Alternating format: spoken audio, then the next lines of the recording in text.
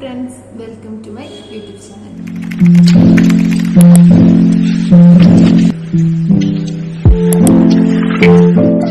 രണ്ട് ദിവസങ്ങളിലായി നമ്മുടെ CBSE ആയാലും സ്റ്റേറ്റിൻ്റെ ആയാലും +2 റിസൾട്ട് പബ്ലിഷ് ചെയ്തിട്ടുണ്ട്. അതിൽ പലർക്കും പല മാർക്കായിരിക്കും. ചിലർക്ക് ഫുൾ മാർക്ക് ഉണ്ടാവും, ഫുൾ A+ ഉണ്ടാവും, 90% ഉണ്ടാവും, 80% ഉണ്ടാവും, ചിലർക്ക് 50% ഉണ്ടാവും. അങ്ങനെ പലർക്കും പല മാർക്കായിരിക്കും. എന്നാൽ എല്ലാവരുടെയും ഒരു കോമൺ ആഗ്രഹമായിരിക്കും പലരുടെയും, എനിക്ക് നീറ്റ് ക്രാക്ക് ചെയ്യണം, അല്ലെങ്കിൽ കീം ക്രാക്ക് ചെയ്യണം, അങ്ങനെയുള്ളത്. അപ്പോൾ നമ്മൾ ഇന്ന് ഈ വീഡിയോയിൽ പറയുന്നത് നമുക്ക് കിട്ടിയ +2 മാർക്കും അല്ലെങ്കിൽ നമുക്ക് കിട്ടിയ നമുക്ക് എഴുതാൻ പോകുന്ന നീറ്റും തമ്മിൽ എന്തെങ്കിലും ബന്ധമുണ്ടോ എന്നതാണ്. ഞാൻ ഇന്ന് ഈ വീഡിയോയിൽ പറയുന്നത് എൻ്റെ അനുഭവത്തിൽ നിന്ന് എനിക്ക് മനസ്സിലായ കുറച്ച് കാര്യങ്ങളാണ്. ഞാനൊരു 5 വർഷം മുമ്പാണ് ഞാൻ നീറ്റ് എഴുതിയത്. ആ സമയത്ത് +2 എനിക്ക് 97% മാർക്ക് ഉണ്ടായിരുന്നു. തുടർന്ന് ഞാൻ എൻട്രൻസ് കോച്ചിങ് സെൻറ്ററിൽ പോയി അവിടുന്ന് പഠിച്ചു. പക്ഷെ എനിക്ക് ഒട്ടും ആ ഒരു ഫ്ലോ കിട്ടുന്നില്ല. കാരണം എത്രയും മാർക്ക് +2 ഉണ്ടായിട്ട് പോലും എനിക്ക് ഈ ഒരു സാധനം ഫോളോ ചെയ്യാൻ പറ്റുന്നില്ല, ഇവരുടെ എൻട്രൻസ് സിസ്റ്റവും കാര്യങ്ങളൊന്നും. കാരണം നമ്മൾ +2 എൻ്റർലി പഠിക്കുന്നത് ഡിസ്ക്രിപ്റ്റീവാണ്. നമ്മൾ എല്ലാ സാധനവും വലിച്ചു വാരി ഇങ്ങനെ എഴുതിക്കൊണ്ടേയിരിക്കും. കുറച്ചുകൂടി എനിക്കത് എളുപ്പമായിരുന്നു തോന്നാറുണ്ട്.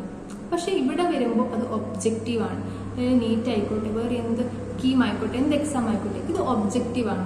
ഒരു ക്വസ്റ്റ്യൻ അതിനൊരു ആൻസർ. പക്ഷെ നമ്മൾ +2 പഠിക്കുമ്പം നമുക്കൊരു ആൻസർ അറിയില്ലപ്പോൾ നമ്മൾ വലിച്ചു വാരി എന്തെങ്കിലുമൊക്കെ എഴുതി വെക്കും, അതിന് മാർക്കും കിട്ടും. പക്ഷെ ഇവിടെ അങ്ങനെയല്ല. ഇവിടെ ഭയങ്കര പ്രിസൈസ് ആണ്. ഒരു ക്വസ്റ്റ്യന് ഒരു കറക്റ്റ് ഒരു ആൻസർ ആണ്. അതുകൊണ്ട് തന്നെ ഈ ഒരു പാറ്റേൺ ഫോളോ ചെയ്യാൻ, ഈ ഒബ്ജക്റ്റീവിൻ്റെ പാറ്റേൺ ഫോളോ ചെയ്യാൻ എന്നെ സംബന്ധിച്ചിടത്തോളം ഭയങ്കര ബുദ്ധിമുട്ടുണ്ടായി. ശരിക്കും പറഞ്ഞാൽ ഞാനൊരു വർഷം എടുത്തു എങ്ങനെയാണ് ഇത് പഠിക്കേണ്ടത് എന്ന് മനസ്സിലാക്കാൻ വേണ്ടിയിട്ട്. അപ്പം ചിലർക്ക് ഈ ഒരു ടെക്നിക്ക്, ഞാൻ ടെക്നിക്ക് തന്നെ പറയും, കാരണം ഇതൊരു ട്രിക്കി വേ ആണ്, ഇത് പെട്ടെന്ന് തന്നെ കിട്ടും. പക്ഷെ ചിലരിത് സമയമെടുത്ത് പ്രോഗ്രസീവായിട്ട് മനസ്സിലാവും എങ്ങനെ ഇത് അറ്റൻഡ് ചെയ്യണം. നമ്മളിപ്പോൾ വലിച്ചു വരെ എല്ലാ ക്വസ്റ്റ്യനും അറ്റൻഡ് ചെയ്യും. ഒരിക്കലും അങ്ങനെ ചെയ്യരുത്. അതൊക്കെ എനിക്ക് മനസ്സിലായത് നമ്മളുടെ ഇങ്ങനെ പ്രാക്ടീസ് ചെയ്ത് തോറ്റിരിക്കുമ്പോൾ നമുക്കത് മനസ്സിലാവുള്ളൂ. ഓരോരോ കാര്യം നമ്മളിങ്ങനെ പുതുതായിട്ട് ഇൻവെന്റ് ചെയ്ത് നോക്കും, ഇങ്ങനെ ചെയ്താൽ മാർക്ക് കിട്ടും, ഇങ്ങനെ ചെയ്താൽ മാർക്ക് കിട്ടും. അപ്പം ശരിക്കും അങ്ങനെ ചെയ്ത് എനിക്കൊരു വർഷം എനിക്ക് പോയി. കാരണം ഞാൻ കുറച്ചുകൂടി ഡിസ്ക്രിപ്റ്റീവ് എനിക്ക് ഇഷ്ടമായിരുന്നു, പക്ഷെ ഒബ്ജക്റ്റീവ് എനിക്ക് അത്രയും അങ്ങോട്ട് എനിക്ക് പറ്റുന്നുണ്ടായിരുന്നില്ല. അപ്പം എൻ്റെ ഒരു അഭിപ്രായത്തിൽ +2 ഒരു പക്ഷെ എനിക്ക് ബേസ് ഇല്ലാത്തതുകൊണ്ടായിരിക്കാം എനിക്ക് +2 മാർക്ക് ഉണ്ടായിട്ടും എനിക്ക് നീറ്റിൽ അല്ലെങ്കിൽ ഫസ്റ്റ് അറ്റംപ്റ്റിലേക്ക് നീറ്റ് ക്രാക്ക് ചെയ്യാനൊന്നും പറ്റില്ല. അപ്പോൾ എനിക്ക് എൻ്റെ കൂടെയുള്ള എൻ്റെ അത്ര പോലും +2 മാർക്കില്ലാത്ത ഒത്തിരി പേർക്ക് അന്ന് നീറ്റ് ക്രാക്ക് ചെയ്യാൻ പറ്റും. അപ്പം അവർ പഠിക്കുന്ന രീതിയും അല്ലെങ്കിൽ ഞാൻ ഒന്ന് ആലോചിച്ചപ്പോൾ എനിക്ക് മനസ്സിലായ കാര്യം എന്താണെന്ന് പറഞ്ഞാൽ, നമ്മൾ +2 ശേഷം നമ്മളെല്ലാവരും ചെന്നിട്ട് ഒരു ബേസ് ലൈനിലാണ്. ആ ഒരു ലൈനിൽ ഫുൾ A+ കിട്ടിയ കുട്ടികളുണ്ടാവും, ഫുൾ മാർക്ക് കിട്ടിയവരുണ്ടാവും, ജസ്റ്റ് പാസ്സായവരുണ്ടാവും, അങ്ങനെ എല്ലാവരും ഉണ്ടാവും. ശരിക്കും നമ്മൾ അവിടെ നിന്ന് ഒരു ജേർണി സ്റ്റാർട്ട് ചെയ്യാണ് ചെയ്യുന്നത്. എല്ലാവരും ഈക്വലായി നിൽക്കുന്ന സ്ഥലത്ത് നിന്ന് ഒരു ജേർണി സ്റ്റാർട്ട് ചെയ്യുന്നു.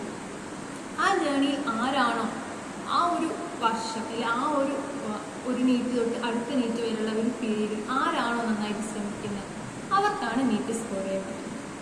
അതൊരു പക്ഷേ ഈ നല്ല മാർക്ക് കിട്ടിയ കുട്ടികൾക്കായിരിക്കും, അല്ലെങ്കിൽ ജസ്റ്റ് പാസ്സായ കുട്ടികൾക്കായിരിക്കും. അതൊരു മാറ്റർ അല്ല. ആരാണോ അത് കൂട്ടത്തിൽ ആരാണോ മര്യാദയ്ക്ക് അല്ലെങ്കിൽ ആ ഒരു പാറ്റേൺ ഫോളോ ചെയ്യുന്നത്, അല്ലെങ്കിൽ ആ ഒരു ട്രിക്ക് മനസ്സിലാവുന്നത്, ആ കുട്ടികൾക്ക് ആ വർഷത്തെ നീറ്റ് എന്തായാലും സ്കോർ ക്രാക്ക് ചെയ്യാൻ പറ്റും എന്ന് തന്നെയാണ് എനിക്ക് തോന്നുന്നത്. ഇനി വരുന്നത് നീറ്റ് 2025 ആണ്. ഇപ്പം +2 കഴിഞ്ഞിട്ടുള്ള ആർക്ക് വേണമെങ്കിലും ആഗ്രഹമുള്ള എല്ലാവർക്കും തന്നെ പോയി നീറ്റിന് വേണ്ടി പഠിക്കാവുന്നതാണ്. +2 മാർക്ക് ഒരിക്കലും ഒരു മാനദണ്ഡമായിട്ട് എനിക്ക് ഇതുവരെ തോന്നിയിട്ടില്ല. അത് പലരുടെ അഭിപ്രായമാണ്. എൻ്റെ പേഴ്സണലി ഞാൻ 2 റിപ്പീറ്റ് ചെയ്തിട്ടാണ് ഞാൻ MBBS സീറ്റ് നേടിയത്. അപ്പം എൻ്റെ ഒരു അഭിപ്രായത്തിൽ എനിക്ക് +2 മാർക്കിൻ്റെ ഒരു ഉപയോഗവും എനിക്ക് എൻട്രൻസ് കോച്ചിങ് സെൻറ്ററിൽ ഉണ്ടായിട്ടില്ല. അല്ലെങ്കിൽ എൻ്റെ നീറ്റ് ഞാൻ പഠിച്ചത് എൻ്റർലി ഒന്നേ തുടങ്ങിയിട്ടാണ്. അതായത് എനിക്ക് ഒരു ഉപയോഗം എൻ്റെ +2 മാർക്ക് കൊണ്ട് ഉണ്ടായിട്ടില്ല. ആ സർട്ടിഫിക്കറ്റിലെ പെർസെൻറ്റേജും ഫുൾ A+ എന്നല്ലാതെ എനിക്ക് ഒരു കാര്യം ഉണ്ടായിട്ടില്ല. അപ്പം ഒന്നേ പഠിച്ചു തുടങ്ങുക. അപ്പോൾ ഈ ഒന്നേ എല്ലാവർക്കും പഠിച്ചു തുടങ്ങും. അതിൽ +2 മാർക്ക് ഒരു ഫാക്ടർ അല്ലാതെ എല്ലാവർക്കും അവിടെ നിന്ന് തുടങ്ങാവുന്നതാണ്. അപ്പം നീറ്റ് 2025 ശരിക്കും പറഞ്ഞാൽ ഇപ്പം തൊട്ട് ആര് ശ്രമിക്കുന്നോ ആ കുട്ടിക്കായിരിക്കും നീറ്റ് പെട്ടെന്ന് തന്നെ ക്രാക്ക് ചെയ്യാൻ പറ്റുന്നത്. ഇനി വരുന്ന നീറ്റ് ഒരു വർഷം നമ്മളുടെ മുമ്പിലുണ്ട്. ആരായാലും ആർക്കായാലും പഠിച്ചിട്ട് ഇപ്പം നേടാൻ പറ്റുന്നതേ ഉള്ളൂ.